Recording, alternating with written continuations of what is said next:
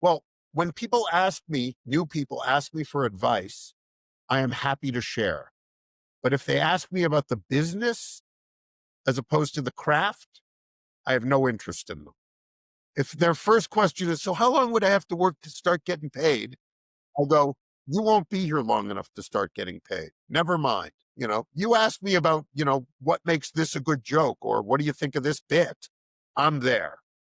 You ask me about the business. How do I get booked on blah, blah, blah?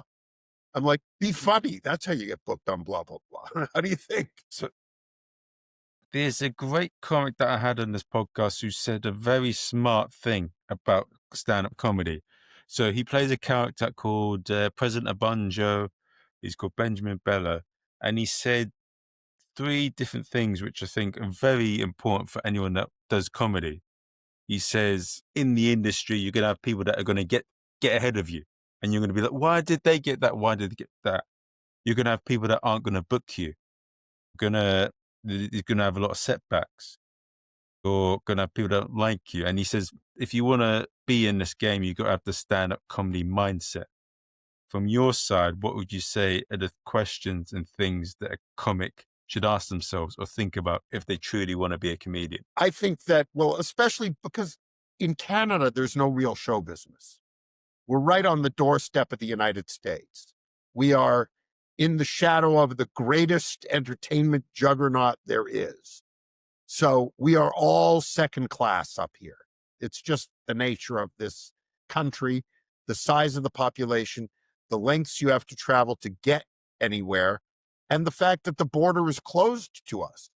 I mean, we're not allowed to just go down there and do sets. You have to go through a whole immigration process to be able to work in the United States. So there's this huge market that we have no access to. So we're trapped in a very small place.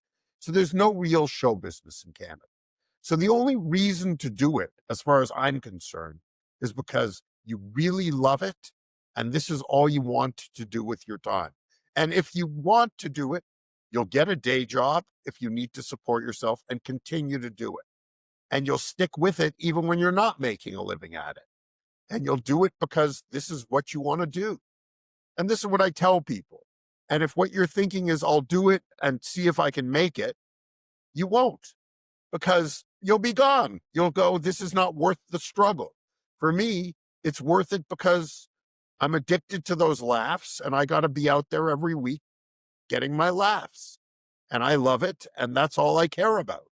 And I work for the audience. I don't work for the booker. I don't work for anybody but me and them. And that has stood me in good stead. I mean, there are some bookers who, they just want you to tell them they're fantastic and thank you and kiss their ass. And I'm like, well, you hire whoever you like. And when your audience complains, you deal with them. It's not my problem. I know what I do. I know what I bring to the table, and I'm proud of myself. That's all I can do. My ego's pretty healthy that way. I really admire like comedians that do that, where they have they be them. They're not going to be rude or disrespectful, but they are unapologetically themselves, and they don't tolerate the bullshit, and they don't kiss ass. I really admire that, and that's something that I think I've done that a few times where I've kissed ass, but that's something that I'd like to be more alike, and that's one of the reasons why I like doing the podcast. There's a lot of incredible, interesting people in the stand-up world.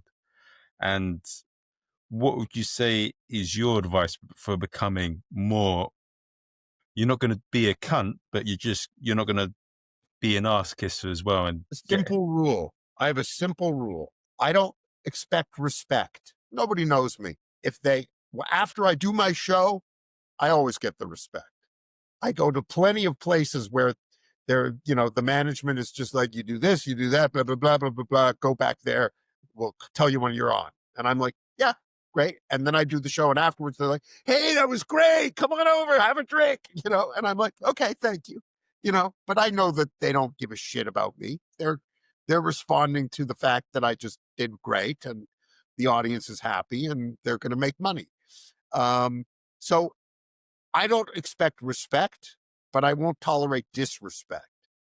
So they want to be businesslike and fine. That's their personality. That's their job. That's what they want. I don't take that personally or get offended by that. But if you disrespect me, you know, if if you're rude to me openly, then I'm just like, okay, we're done. I don't have enough time for the people I do care about in this world. I'm not going to waste time on people I don't care about. I'm not going to argue with them, fight with them. I don't get into that. They don't exist anymore to me. I move on.